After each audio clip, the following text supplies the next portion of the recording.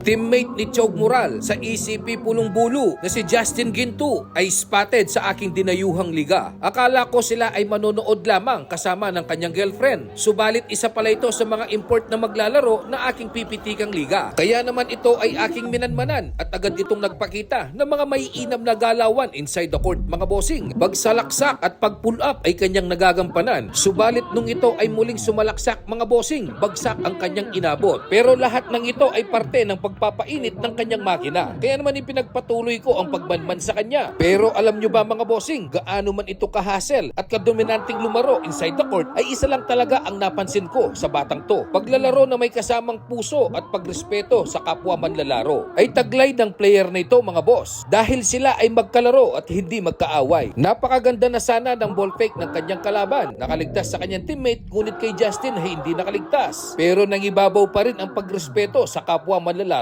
Kaya naman saludo ko sa batang to mga bossing. Bukod sa magaling ng lumaro, ay marunong pang rumispeto sa kapwa manlalaro. Pambihira talaga ang taglay na attitude ng player na ito mga bossing. Ito yung mga player na sinasaluduhan at inaangahan inside the court mga bossing. Yung nakikipagbalagbagan inside the court pero iniisip pa rin ang kapakanan at seguridad ng kalaban. Alam nyo ba mga bossing na itong si Justin Ginto ay isa sa mga binansagang sakuragi ng mga Angileños dahil sa taglay nitong kasipagan at pagiging hustle inside the court. Hindi pa naman ito madamot sa kanyang mga teammates. Kaya naman pagka-spin, sabay pasa sa kanyang teammate at ito'y kanilang naikumpleto. Kapag naman ito ay rebound mga bossing, sakuragi rebound ng kanyang ipinapakita. Secured na secured ang bola. Malamig at maulan ng kanilang bakbakan. Pero dahil sa ipinakitang galaw at laro ni Justin Ginto, ito ay kanyang pinainit mga bossing. Pag pull up at pagsalaksak na may kasamang N1 play ay kanyang naitatala. At nung siya ay mapasahan kay Titing Mapanganib, ito ay kanyang naipuntos ng napakainam at napakaswabe. Grabe ang batang to mga bossing, ang laki ng kanyang inimprove. Alam na alam mo talagang hindi ito nagpabaya sa pag-iensayo. Makikita mo talaga yung puso at pagmamahal sa larong kinahiligan. Kaya naman pati pagtira ng bonus shot ay kanyang pinupuntos. Nagpakita din ito ng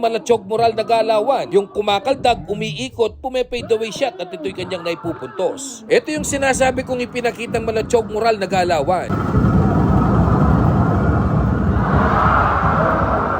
At dahil sa ipinakitang magandang laro ni Justin Ginto mga bossing, siya lang naman ang hinirang na finals MVP sa ligang aking pinitikan. Kaya tara at ating panoorin ang kanyang full highlights video. Maraming salamat po sa inyong panonood at paki-comment kung hanggang saang lugar napadpad ang bidyong to. Thank you and God bless.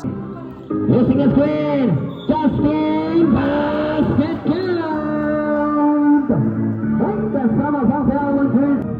Good shot, basket, complete three. Justin Palm, Justin Palm.